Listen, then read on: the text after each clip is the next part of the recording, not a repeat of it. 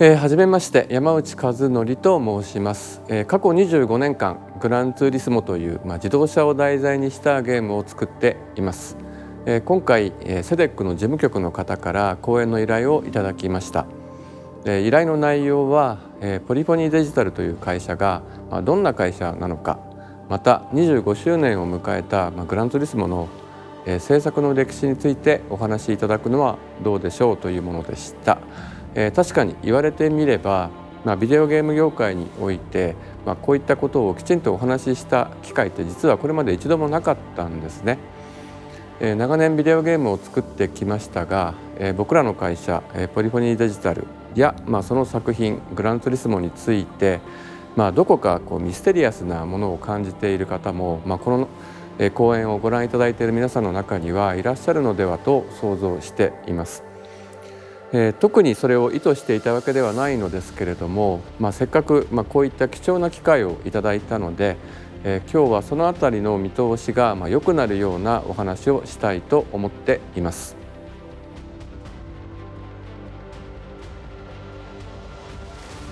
構成としてはまず、僕らの会社ポリフォニーデジタルとはどんな会社なのかについて、簡単に自己紹介をさせていただいて、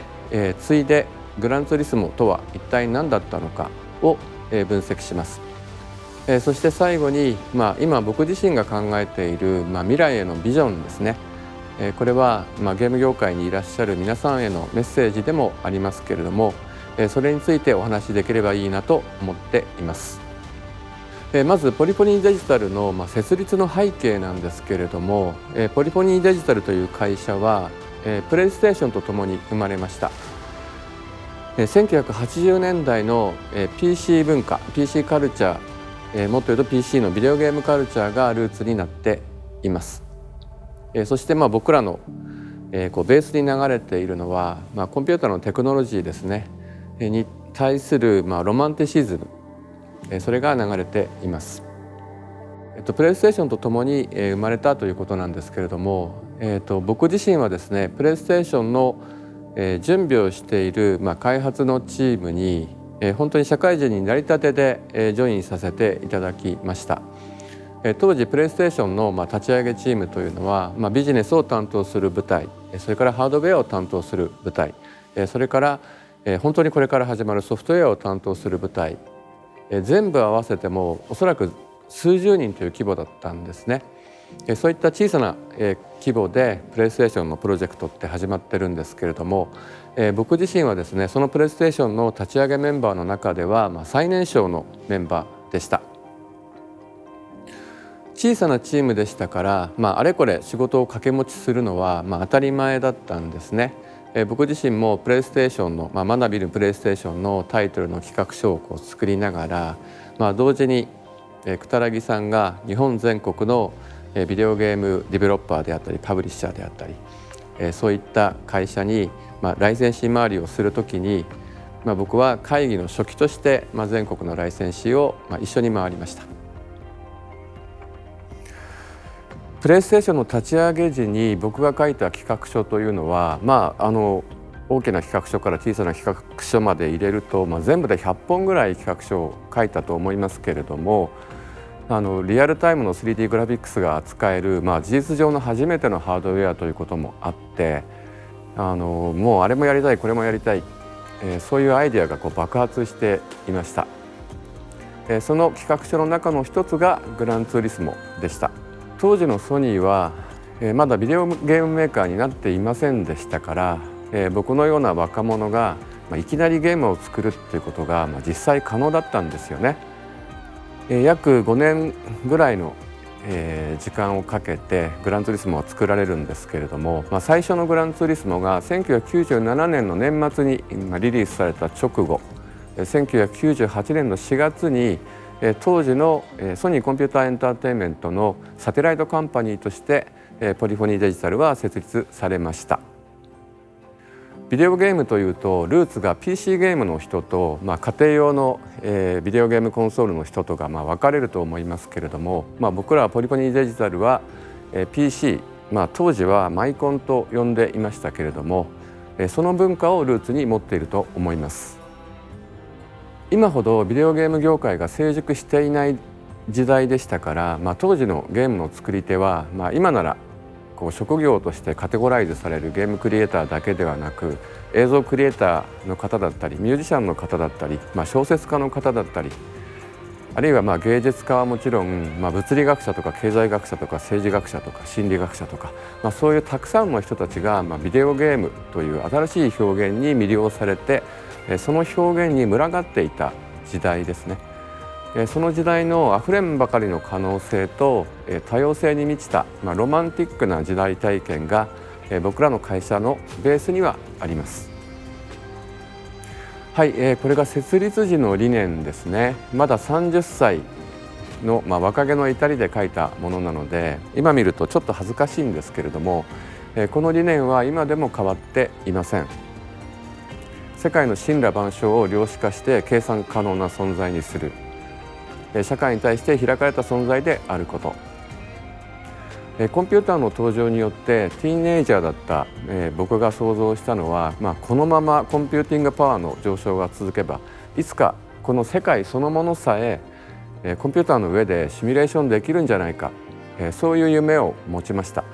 なのでそういった機会が訪れた時にまずそれに向かって走りたいと思いました。同時にビデオゲームを、社会に対してもっと開かれたものにしたいっていう思いもありました。これはプレイステーションの立ち上げ時のコンセプトとも関係しています。プレイステーションの立ち上げ時に僕らがプレイステーションのプロジェクトメンバー全員が持っていたコンセプトがクールなビデオゲームの世界を作るというものだったんですよね。でそのクールなビデオゲームの世界を作るっていうプレイステーションのコンセプトとポリフォニーデジタルのコンセプトというのはかなり共振しています。ともすれば内なる宇宙インナースペースに閉じこもりがちなビデオゲームに、常に社会との接点を持たせたいと考えていました。ビデオゲームというテクノロジーが持っている、社会への影響力とかパワーには、当時から自覚的でした。ポリフォニーデジタルっていうのはどういう会社かというとですね、一つには、教える学ぶ、そういう関係がそこかしこで自然に続くような、学校のような空間です。タイトルのマスターアップあるいは発売というのは毎回まるで文化祭のようです。そして知識社会、これの意味するところはですね、正確な知識に基づいた合理的な空間でもありたいと思っています。理不尽さをどれぐらいなくせるのかというのが、常に会社のテーマでもあります。またメンバーの多様性もすごく大切にしています。僕らの会社には個性あふれるメンバーがたくさんいます。そしてその個性あふれるメンバーが、何年経っても変わらないような、そういう環境を作っています。そして僕らポリフォニーデジタルは、企業の文化をとても大切にしています。その理由はなぜかというと、会社っていうのはそのメンバーの全員の知性が織りなす、一つの頭脳だからなんですね。ちょっと詳しく説明します。人類の話をしたいんですけれども、人類は言語、言葉あるいは文字を獲得したことで、他の生命とは明らかに違った進化を遂げました。これを生物的進化とは区別して、文化的進化と呼んだりします。例を挙げてみましょう。皆さん例えば鉄の作り方、ご存知でしょうか。おそらく多くの方が、なんとなくは知っていても、じゃあ実際に作れって言われると、途方に暮れてしまうのではないかと思うんですね。それでも僕たちは、鉄を不安なく使えているし、実際鉄を作れると思えますよね。でその理由は人類の中に鉄を作るテクノロジーが保存されていて、それをマスターした専門の人たちが、せっせと僕らの見えないところで鉄を作ってくれているからですね。でこれが文化的進化の一つの例なんですけれども、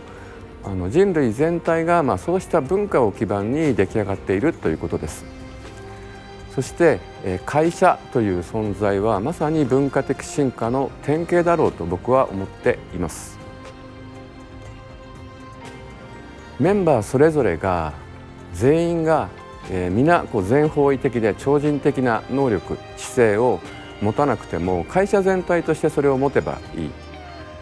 会社の文化というのは、会社の能力そのものなんですね。そして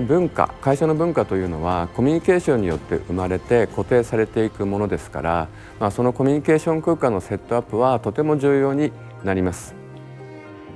まだ250人程度の小さな会社なので、組織も比較的フラットですし、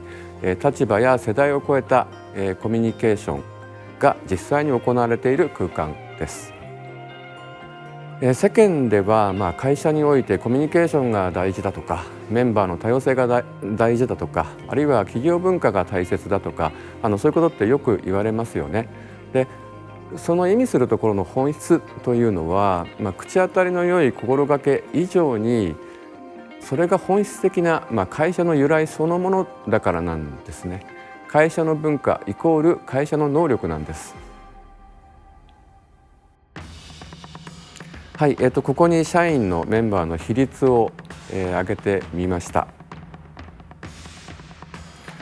エンジニアやアーティストが、メンバーの大半を占めるのは、ゲームデベロッパーですから当然のことなんですけれども、ここで注目していただきたいのは、エクスプロアチームというチームの存在です。エクスプロアとは何か、直訳すると探検するチームということになります。日本、北米、ヨーロッパにそれぞれエクスプロアチームがいます。このチームはゲーム業界にとどまらず業界の垣根を越えてさまざまな外部の会社とのパートナーシップであるとか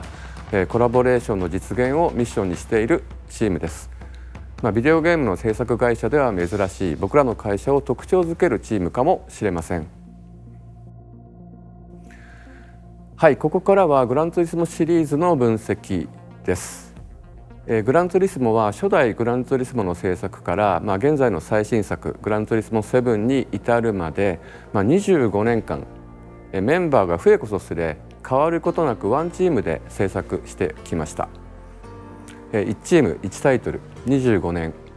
こういうタイトルはおそらくゲーム業界でもかなり珍しいのではないかと思っています。もしかすると唯一のタイトルかもしれません。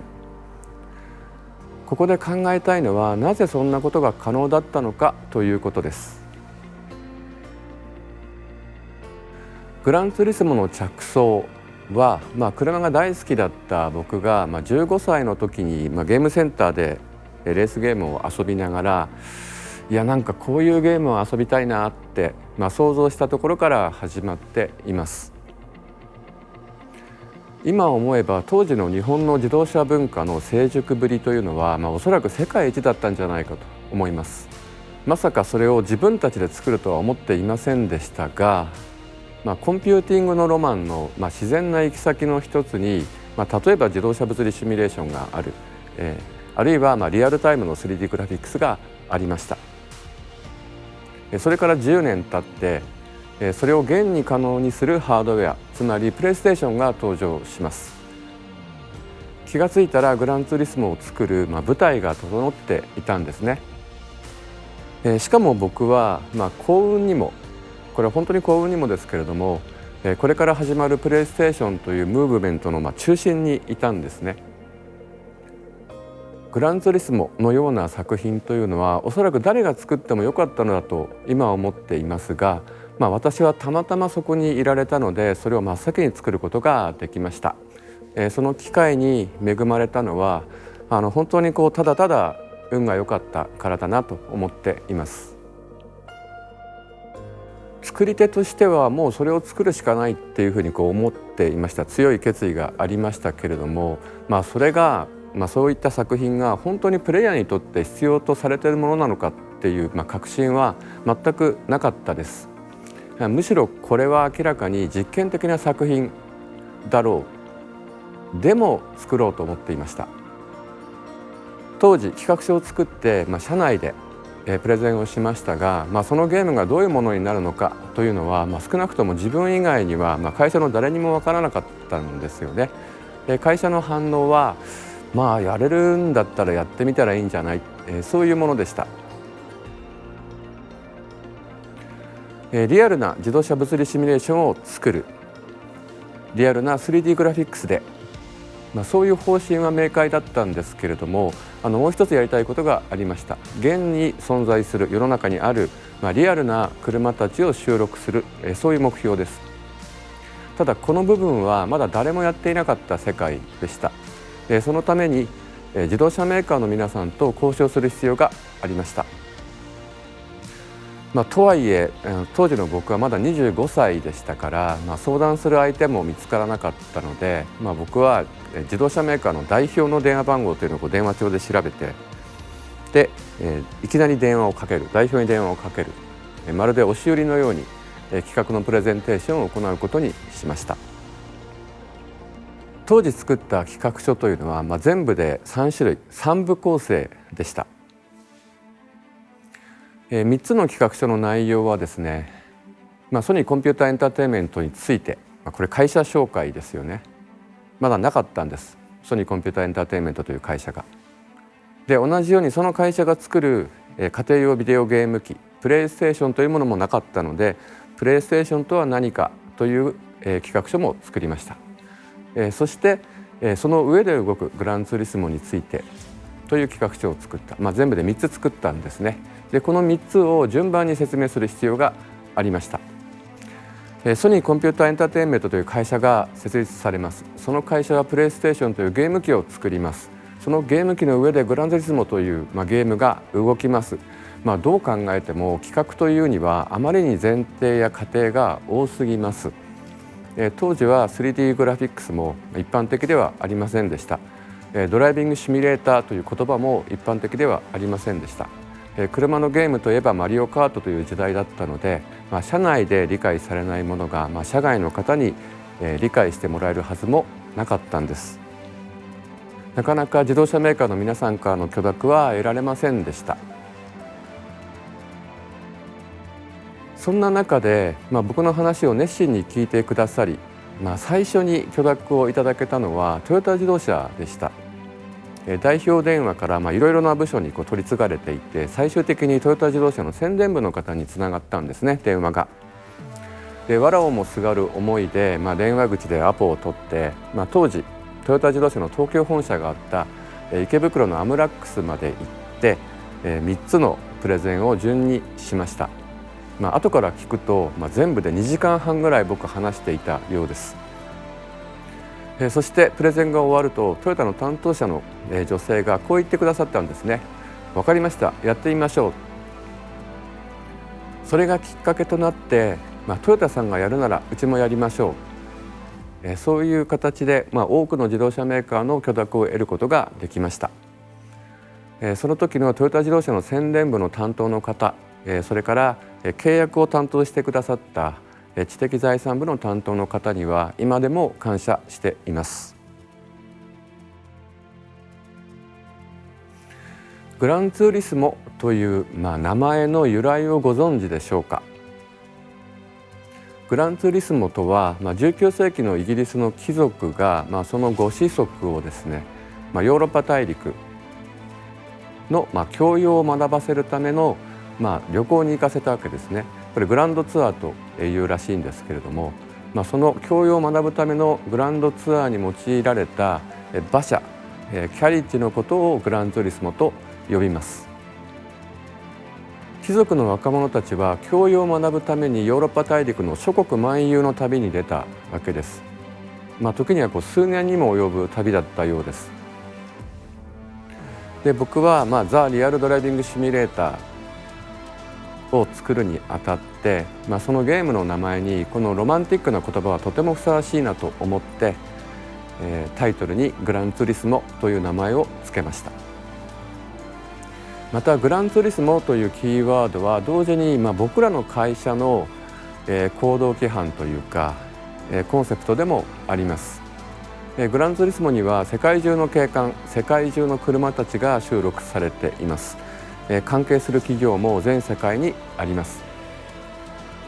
そのために僕らは、スタジオで制作をしている時間と同じぐらい多くの時間を旅に費やしています。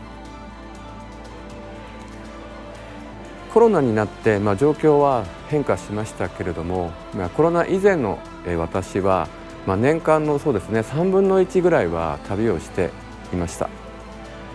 ポリポニーデジタルという会社そのものが実は旅をする馬車、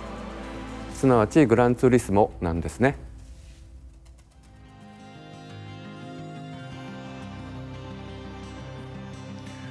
旅とは何かについて考えたいと思います。グランツーリスモをプレイしたことがある方ならば、グランツーリスモに伏流しているテーマが、常に旅であるということは、とうにご存知ではないかと思います。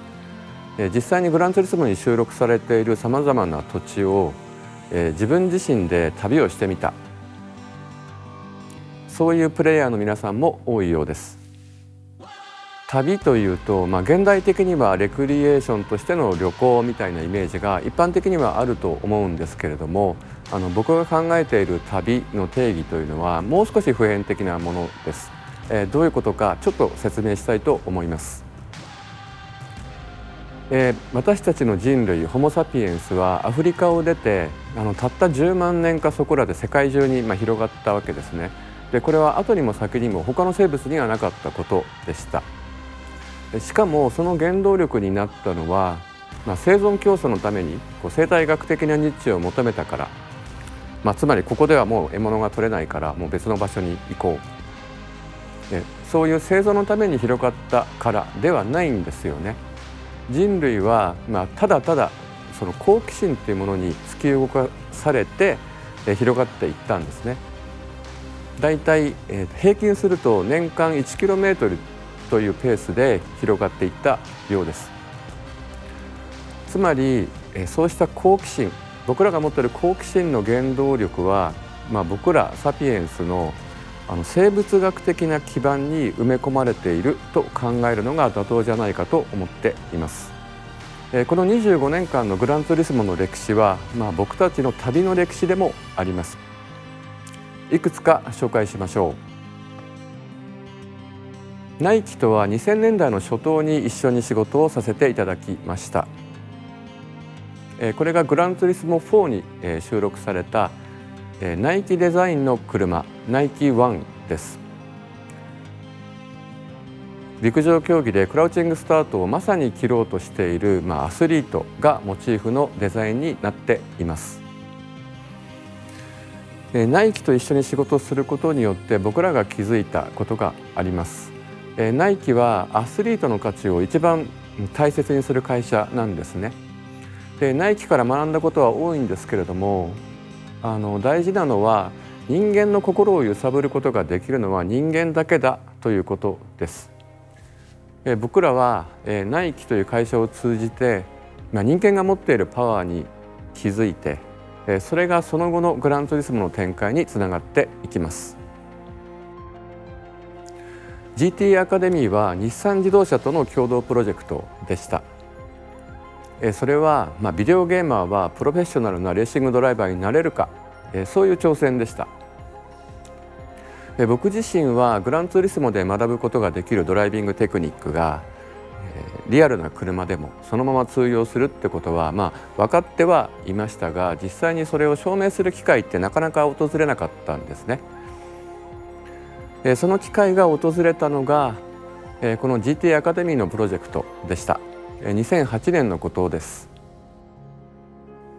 このプロジェクトから生まれたスペインのルーカス・オルドネズや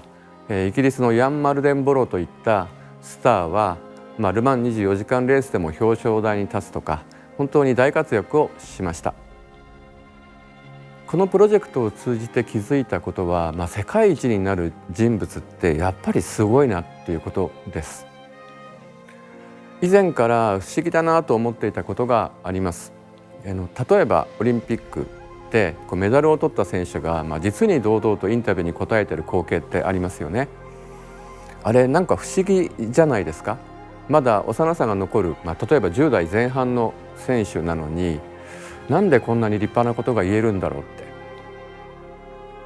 彼らはプロフェッショナルとしてメディアトレーニングを受けてるわけでもないだろうに、 GT アカデミーのプロジェクトで実際にグランツーリスモプレイヤーの世界一を決めてその人物に会ってみると、やっぱりね存在感が違うんですね。話すことも立派で、かけねなしに尊敬に値する人物なんです。そこでそういうことかって気づいたんですけれども、これは勝負を勝ち抜いてきたことがその人間にそうさせるのかっていうことなんですね。スポーツとか勝負っていうものが持っている、その機能的な価値に気づいた瞬間でした。ビジョングランツーリスモは自動車のデザインに関係するプロジェクトです。世界中の自動車メーカーの、自動車デザイナーの皆さんに、デザイン部門の皆さんに、皆さんが考えるグランツーリスモをデザインしてください、そういう呼びかけを僕がしたんですね。心づもりとしては、いくつかの自動車メーカーが賛同していただければ、それで十分だろうと思って始めたプロジェクトだったんですけれども、蓋を開けてみると、世界中の自動車メーカーの皆さんが、それに賛同してくださいました。一番乗りを果たしたのはメルセデス・ベンツです。こういったさまざまな会社との共同プロジェクトを通じて、僕らはそれぞれのブランドあるいは会社のソウル魂に触れていくっていう経験を何度もしました。でそれはすごく貴重な体験です。でそこで気づいたことがあります。どういうことか。グランツーリスモは、その初代を作っていた時から、僕自身は、グローバルなタイトルにしたいなと思って作っていました。そして、自動車文化といえばヨーロッパ発祥のものでしたから、なるべくヨーロピアンな、ゲームを作りたい、そう思って努力していたんですね。でもグランツーリスモが実際に発売された時のその反響、ユーザーの皆さんからの反響、あるいはメディアの皆さんからの反響というのは全く僕の想像とは違っていました。意外なものでした。どういうフィードバックだったかというと、グランツーリスモは極めて日本的なタイトルだと、オリエンタリズムさえ感じる、そういう反響だったんですね。でそこで気づいたのは、なるほど、どんなにコスモポリタンを装っていても、自分自身が生まれた、土地の土着性みたいなものは、表現の中に出てってしまうんだなということです。むしろローカリティを徹底させることがグローバルに開かれるんだということですね。どの会社どのブランドにも固有の歴史があります。固有のヘリテージがあります。固有の文化があります。ダイムラーやポルシェはやはりドイツシュツットガルトの文化だと思いますし、BMW であればミュンヘン、ドイツの南部ですね。フェラーリならば、イタリアのモデナ、ナイキならば北アメリカのポートランドオレゴンですけれども、そしてテスラならばカリフォルニアの西海岸、レッドブルならばオーストリアのザルツブルグの気風っていうものがやっぱり色濃く出ています。考えてみれば当たり前のことなんですけれども、そんなことに気づくのにもやっぱり時間がかかりました。GT アカデミーでの経験を踏まえて、今後のモータースポーツの在り方を構想したのが、グランツーリスモワールドシリーズです。2013年に、FIA、国際自動車連盟から打診があって、考え出したものです。モータースポーツってどうしてもお金がかかります。エントリーレベルのレーシングカートですら、そう簡単に誰でも始められるものではないんですね。やっぱり数百万円とかというお金はすぐかかってしまうし、勝とうと思うともっとお金がかかります。でそこをまず解決したかったんです。で加えて GT アカデミーで僕らが気づいた、人間は人間にこそ心を揺さぶられるっていう、その経験を新しい形で、再挑戦したかったんです。今もこのプロジェクトは現在進行形で続いています。グランツーリスモソフィーは、ソニー AI と僕らポリフォニーデジタルの、コラボレーションプロジェクトです。このプロジェクトのキーワードとして、レーストギャザーという言葉を作りました。これは何かというと、僕らが目指す AI というのは、最終的に人を楽しませる AI でなければいけない、あるいは人に寄り添う AI でなければいけない、そういう目標です。ステップとしてはまずその速さにおいて、スーパーヒューマンを達成する必要があります。世界のトッププレーヤーと、同じかそれ以上に速く走る、それはまず第一の目標になります。でそれ自体、大変な目標なんですけれども、問題はさらにその先にあります。将棋とか、囲碁と違って、レースを含む、一般的な競技は、結果だけではなくてその勝ち方がすごく重要になってきます。対戦するプレイヤーにとっても、あるいはそのレースを見ている観客にとっても、その勝ち方とか負け方が、人間の心において納得をもたらすものじゃないといけないんですよね。すごいと言ってもらえるものでないといけない。でこれはいわゆるスポーツマンシップだとかスポーツパーソンシップに関わる問題なんですけれども、こういった問題設定をすることで、問題の次数が1つも2つも上がります。こうした問題に取り組む中で興味深いのは、それらの探求試行錯誤が、全て人間とは何かっていう問いにつながってきているっていうことなんですね。これは僕らが、このプロジェクトを進めながら気づいたことです。僕たちはなぜ心を動かされるのか、それは具体的にどういう現象に対して心を動かされるのか、あるいはどんなコミュニケーションに対して心を動かされるのか、そういうことです。今年最初のステップ目標だった、スーパーヒューマン、人間の速さを超えるっていう部分に関しては達成できましたが、レーストギャザーという、コンセプトへの道はまだまだ長い道のりだろうと思っています。こうやってこれまでのグランツーリスモシリーズを見ていくと、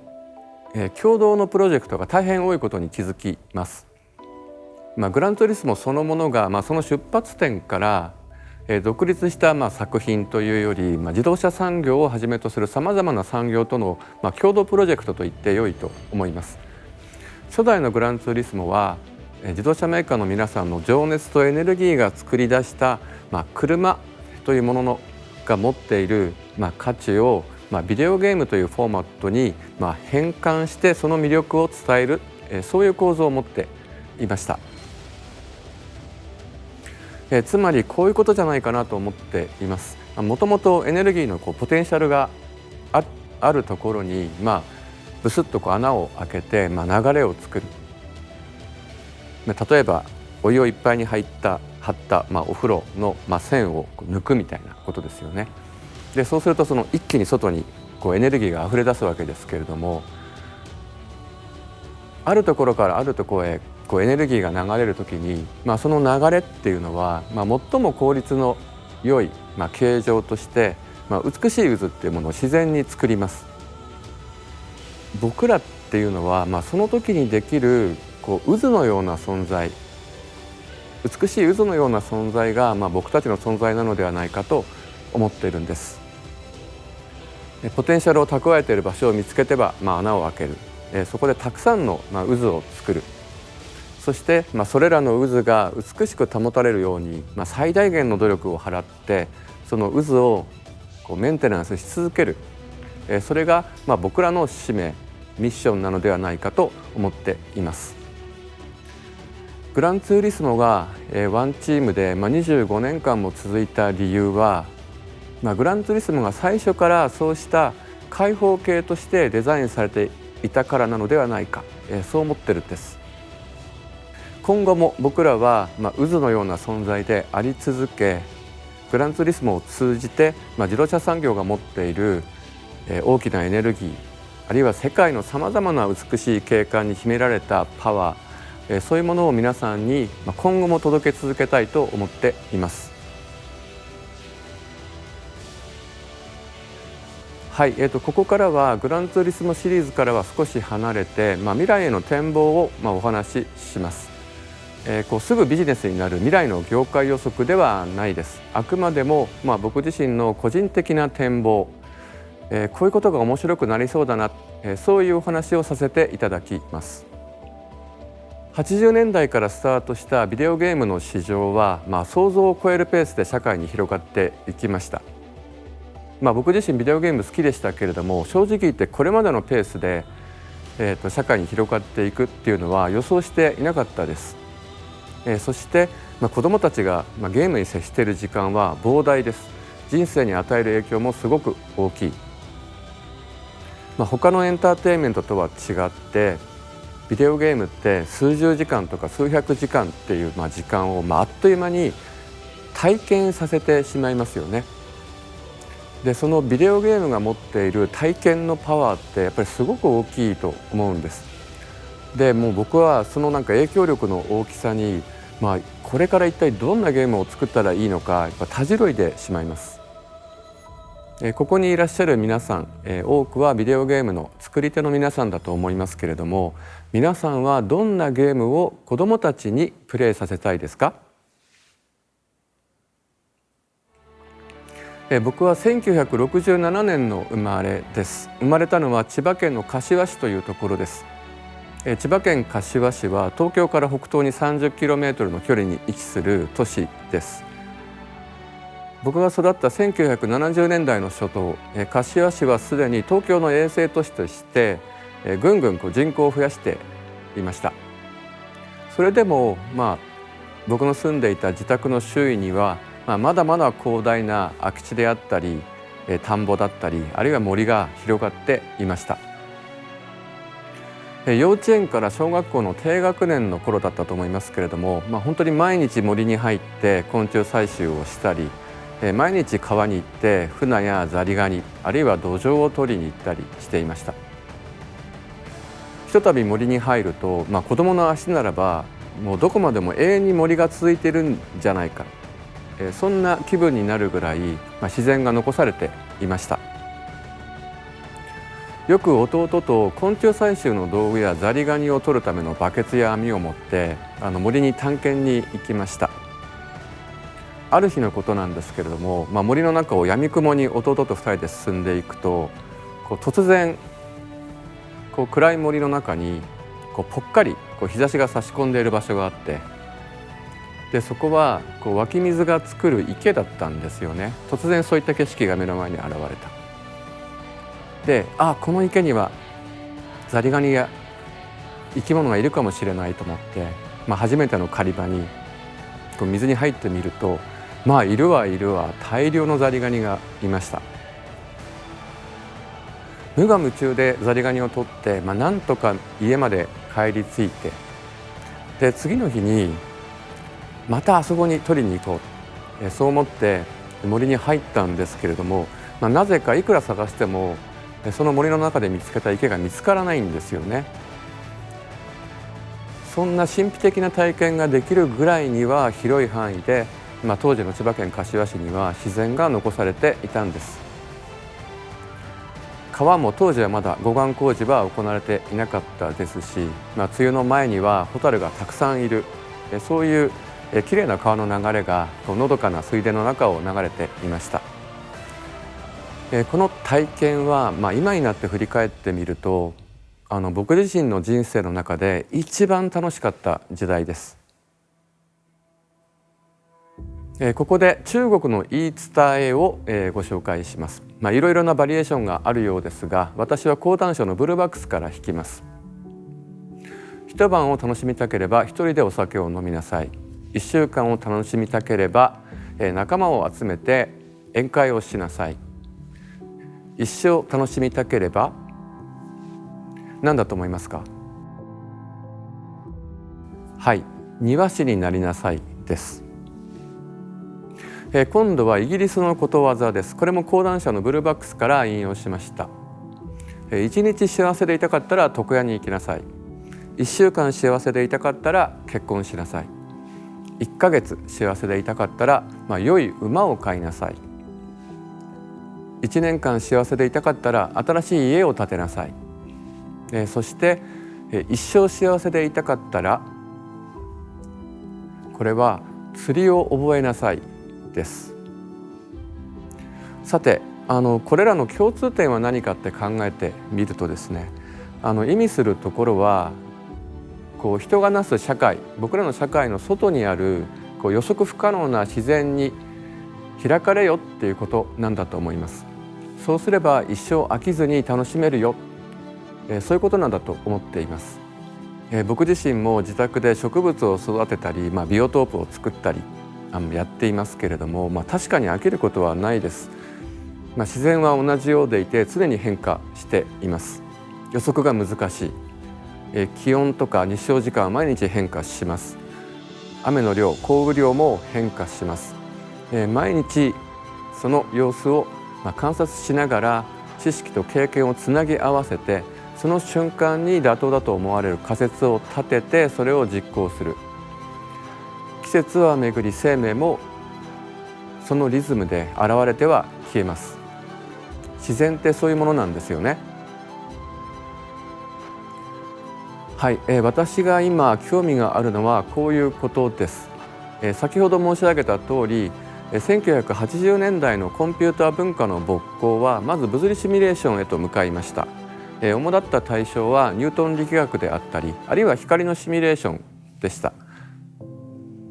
その後、40年かけて行われたゲーム業界の達成は本当に素晴らしいものだと思います。その上で今後僕らは何に取り組んだらいいんだろうと考えた時に、ポリフォニーデジタルの創業時の理念を思い出します。世界の森羅万象を量子化して計算可能な存在にする。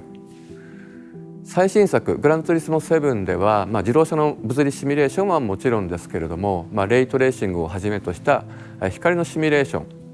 ン、そして、天候であるとか、雲の、生成のシミュレーションまで行いました。現時点でそれは十分に達成と言えるものだと思いますが、ここで25年前に表明している森羅万象の、シミュレーションにはまだまだ全然届いていません。欠けているのは、生命を加えた自然全体のシミュレーションなんですね。生命とか生態系は、複雑系そのものですから、これまでのように、シンプルな方程式からより複雑な現象を演繹して表現する、そういうシミュレーションの手法は使えません。むしろ博物学的なアプローチ、つまり対象をとにかくよくつぶさに観察して、そこから機能的にモデルを立てる、アドホックにモデルを立てる、そういう手法が必要になるだろうと思っています。ここで人類と自然との関係を考えるためにちょっと寄り道をしたいと思います。人類の歴史を振り返ってみます。チンパンジーとの祖先が、我々の祖先とチンパンジーの祖先が分岐した700万年前を、人類の歴史と見るか、あるいは200万年を人類の歴史と見るかはさまざまな解釈があると思いますが、ここでは仮に200万年としてみましょう。こうやって並べてみるとですね、近年になるほど、変化が圧縮されていることがわかると思います。で、注目しなければいけないのは、僕ら人類は1万年前までは狩猟採集生活を送っていたということなんですね。つまり人類200万年の歴史の中で、99.5% は狩猟採集生活をしていたっていうことです。現在の農業をベースにした都市文明っていうのは、今なら当たり前ですけれども、でも人類にとってはまだほんの短い時間しか経験していないわけです。僕らの生物学的な基盤はまだまだ狩猟採集生活に最適化されている可能性がすごく高いと思います。先ほど人類の文化的進化の話をしましたが、文化的進化が加速するのは、文字が生まれてからですね。つまり、せいぜいたった数千年、人類の歴史からすればもうほんの一瞬みたいな、短い時間です。でそのたった数千年で、人類はその言語の力を駆使して、テクノロジーを進化させ発達させ、自然っていうものをコントロールする方向に邁進してきたんですね。でこの数千年という、人類史の中で言ったら、一瞬みたいな短い時間の中で、僕らの自然観が、大きく変化したんじゃないかと思っています。現代につながる近代的な自然観というものは、ごくごく最近に生まれたものなんですね。で、近代的な自然観とは何かなんですけれども、これは、人間を頂点にしてそれ以外の自然をその裾野に置くような、ピラミッド型の自然観ですね。自然は、人間が征服してコントロールするものとして対象化されます。例えば無人島に流れ着いたロビンソン・クルーソーは野生の獣を家畜化します。あるいは現地にいた野蛮な原住民、これフライデーのことですけれどもを召使いとして教育し、孤島でのサバイバルを行う、そういう物語になっています。であるいは今例えばダーウィンなんかを読んでも世界観としては同じなんですね。彼は日本ならちょうど幕末の人なんですけれども、ダーウィンが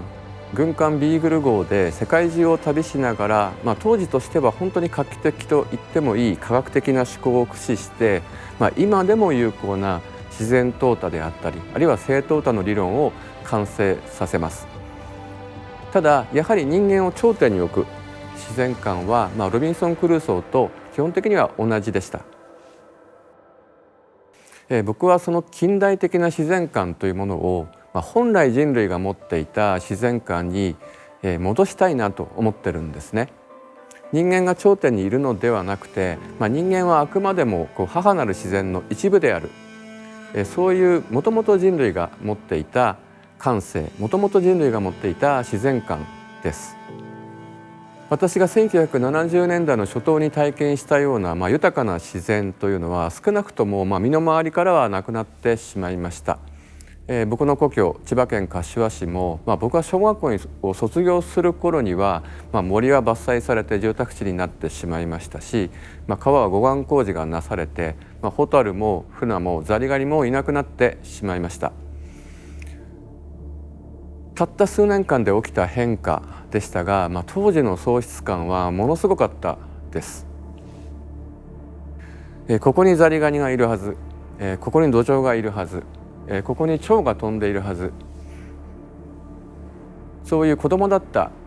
僕の期待は完全に裏切られます。こんなはずないよなと思って、かつての遊び場に何度も何度も行きました。でもどこを探しても生き物はいませんでした。僕が人生の中で一番楽しいと思えた時代を支えていた、ささやかな自然は、あっという間になくなってしまったんですね。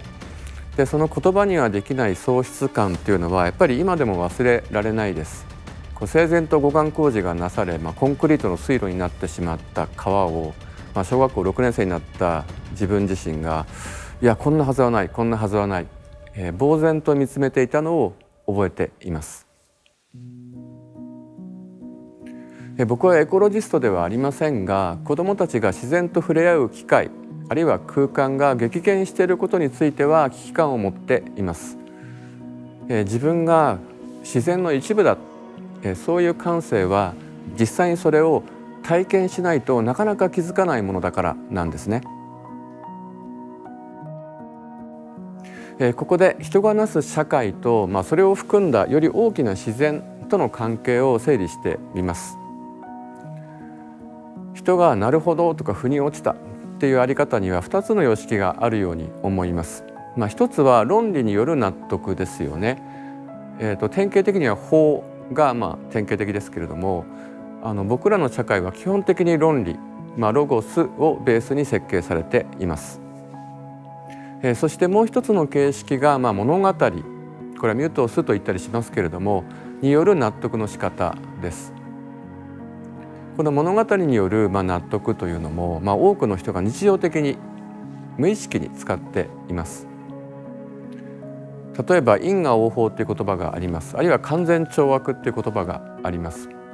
でこれらの言葉は必ずしも論理的ではないんですけれども、僕らに深い納得をもたらします。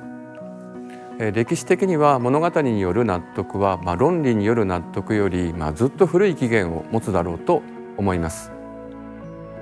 物語による納得は、歴史的には宗教の役割でしたし、その機能は今でも有効だろうと思います。そして今なら映画とか小説だとか、そういったものの多くがこの範疇に入りますよね。ここで私が提案したいのはもう一つの人間の感性の在り方についてです。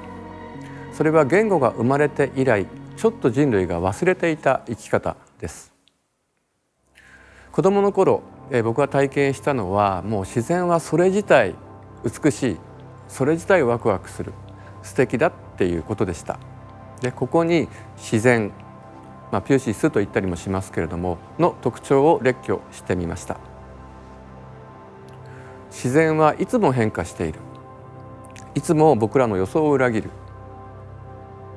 簡単には因果関係が読めないような複雑さを持っている、そしてきれいに分節化できない曖昧さがある。これらのキーワードは、現代的に見るとですね、どれも不安にさせる要素ばかりに見えるんですけれども、子どもの視点で自然の一部に組み込まれてみると、だからこそ自然は美しいって感じられるんですね。センス・オブ・ワンダーという言葉は1965年の、レイチェル・カーソンという作家の作品の名前ですけれども、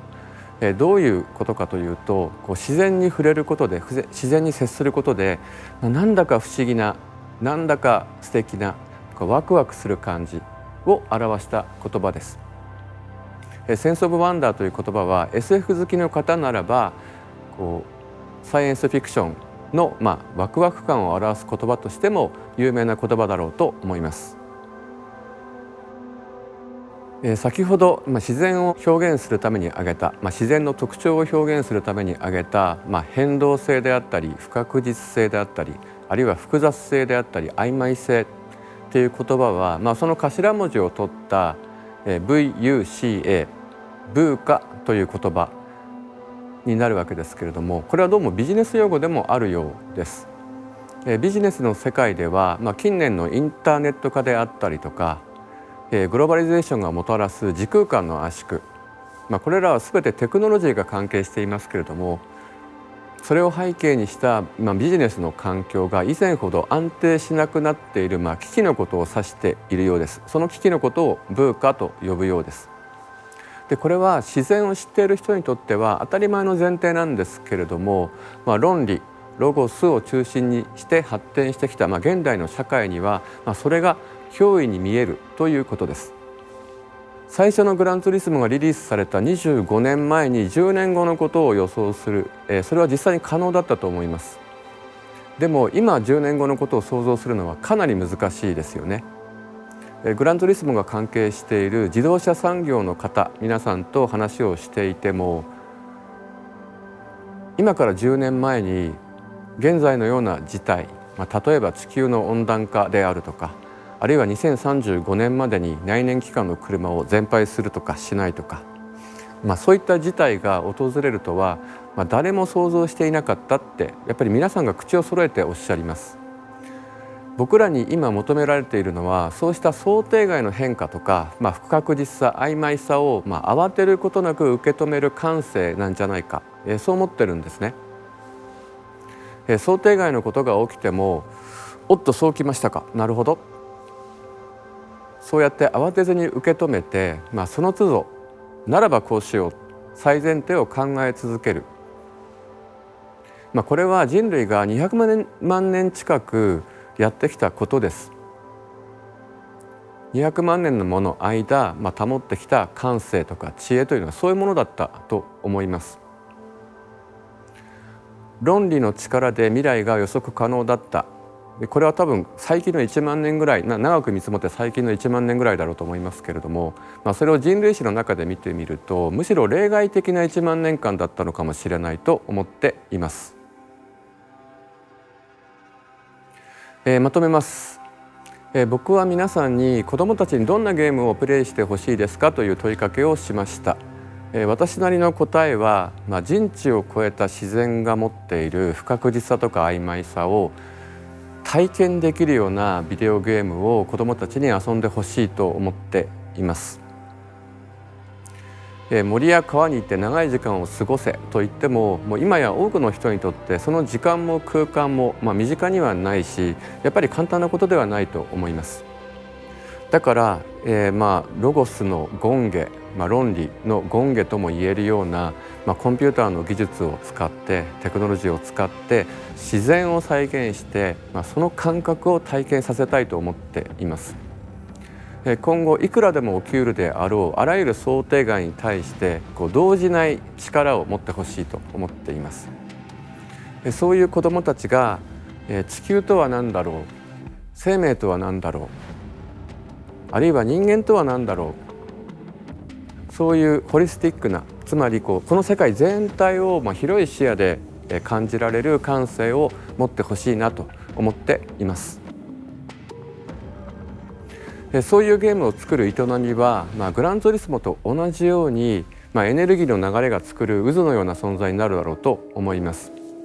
グランツーリスモが自動車産業というインダストリーに携わっている皆さんのエネルギーの流れを表現する開放系だったからこそ、25年間も続いたように、自然というものを扱うのであれば、それは生物学、生態学、広い意味での博物学といった、アカデミアの皆さんとの共同プロジェクトになるでしょうし、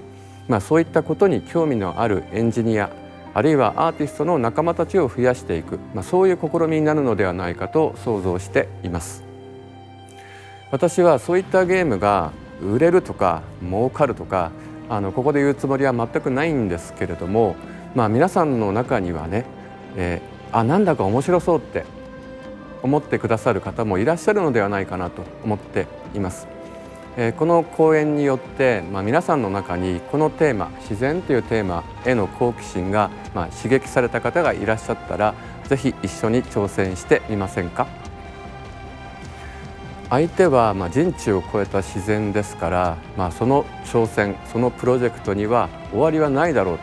そう思っています。これで私の話は終わりです。一見するとグランツーリスモの話から随分遠くまで来てしまったように見えますが、実はそれほど飛躍はしていないようにも同時に思うんですね。グランツーリスモはもともとそういった全体性を目指した作品でした。もし退屈な話をしてしまったのだとしたら申し訳ないです。どなたかがこの講演から少しでも何かのインスピレーションを感じていただけたのなら、僕は幸せです。ご視聴ありがとうございました。